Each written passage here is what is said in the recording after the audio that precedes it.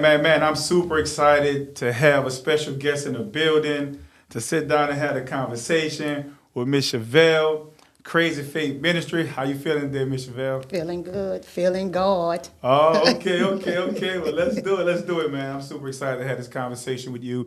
I've been seeing you doing a lot of great things in the community, uplifting a lot of people, supporting a lot of people.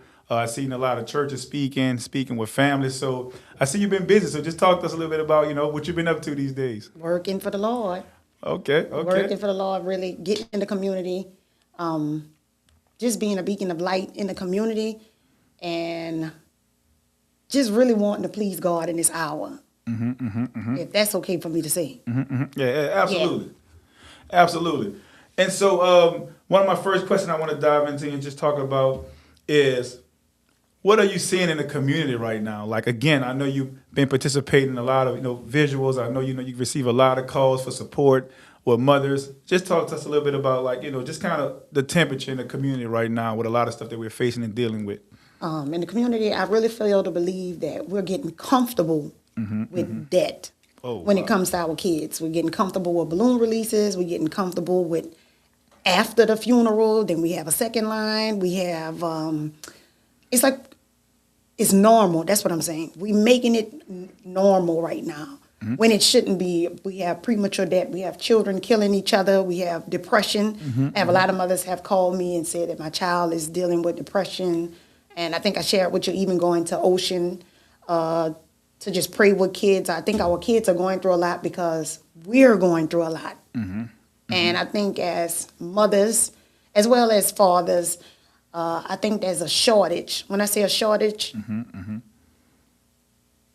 just hear me when I say this, Greg. I believe that a lot of us are friends with our kids as opposed to being parents. No. When you say a lot of us are friends with our kids, I definitely feel that in the space that I'm in.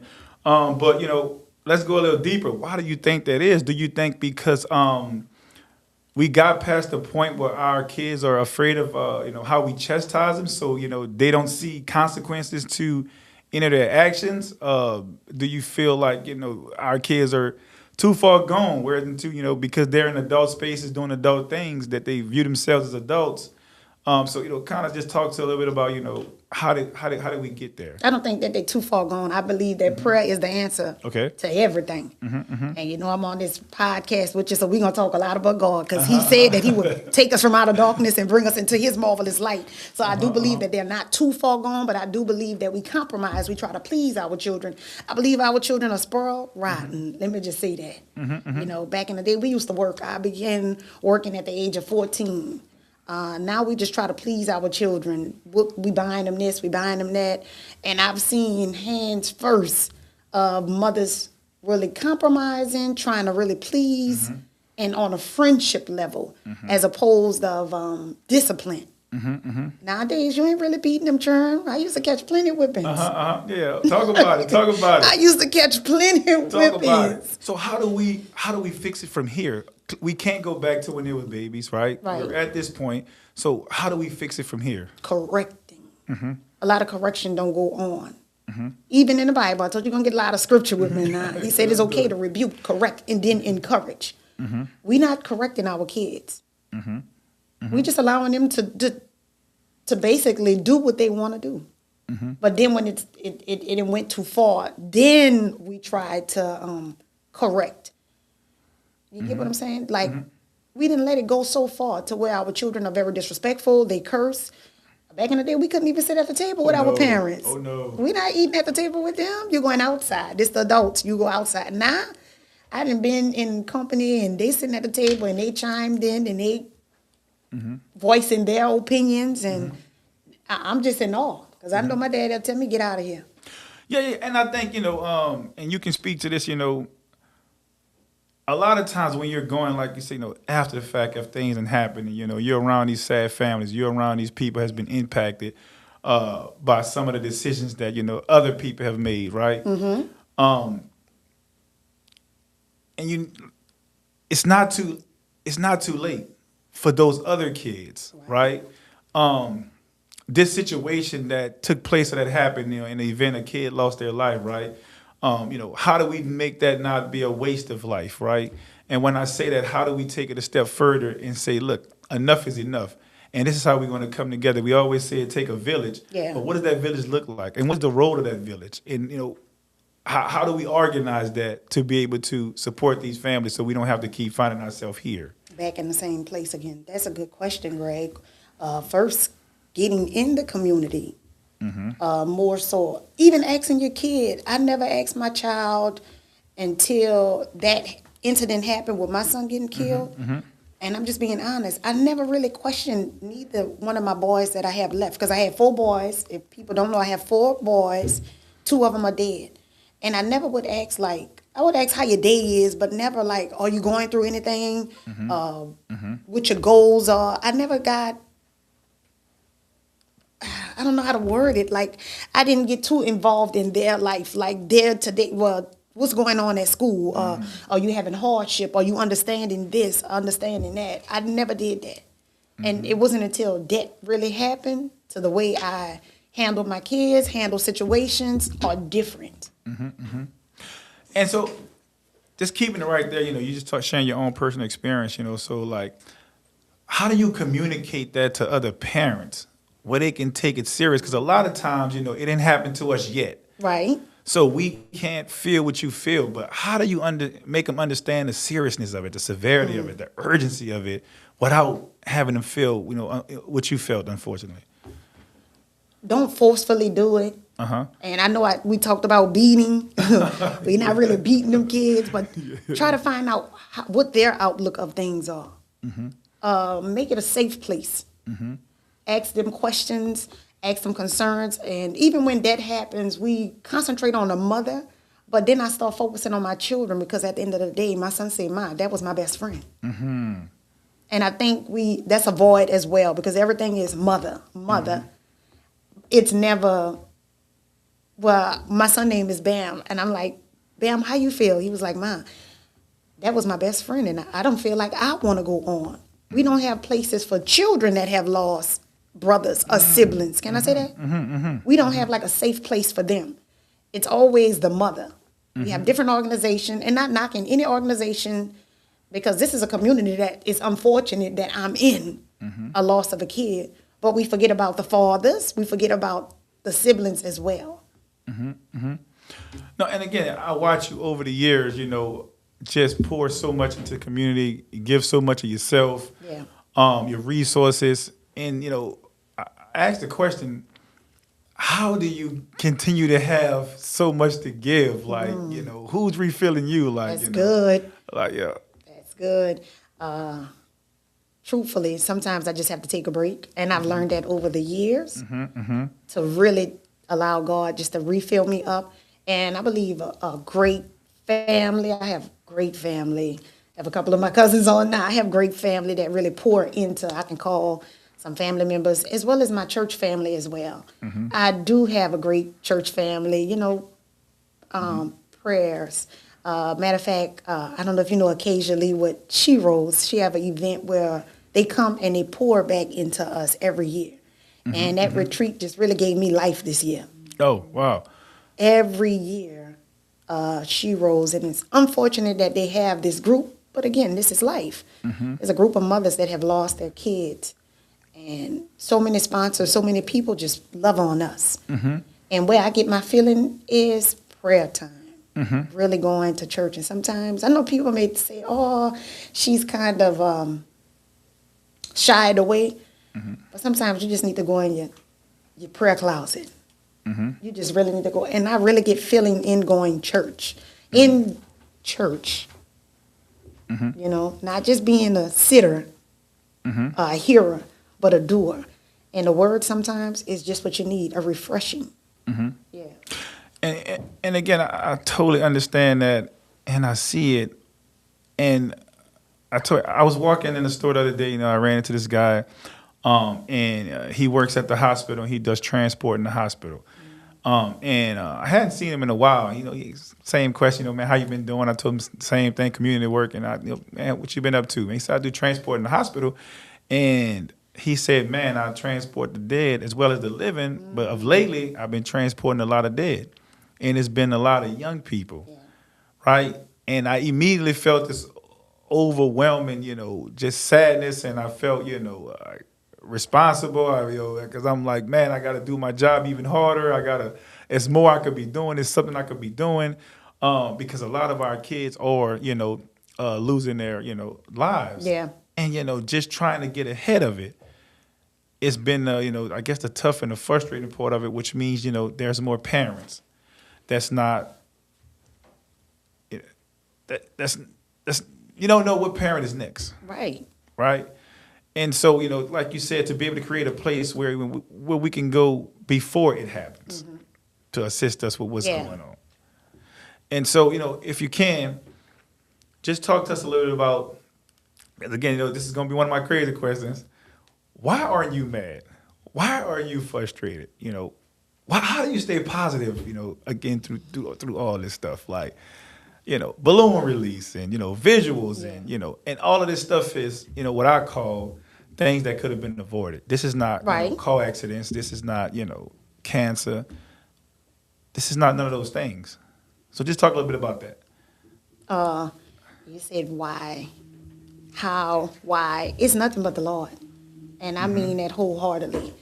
I believe that in my heart, my body, my mind, and my soul, that it is all God that is even giving me strength. The Bible says my strength comes from the Lord. He's a very present help. And when I was in a dark place in my life, that's who I really focused on.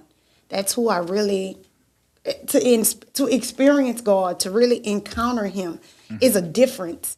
Whether just going to church, I've experienced the presence of the Lord. And I think I get my strength from the Lord. I get my strength from the Lord. And I know you said balloon releases and funerals. Every balloon release and every funeral ain't for me, though. You have to know your calling.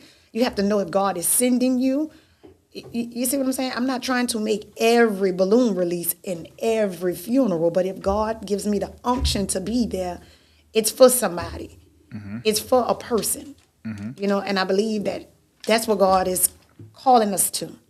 Will you go behind the one, the 99, the one, will you go? And unfortunately, God has a way of getting our attention. And again, I know I talked to you earlier about that. This was my purpose. This is how God got my attention, taking something that was so precious to me.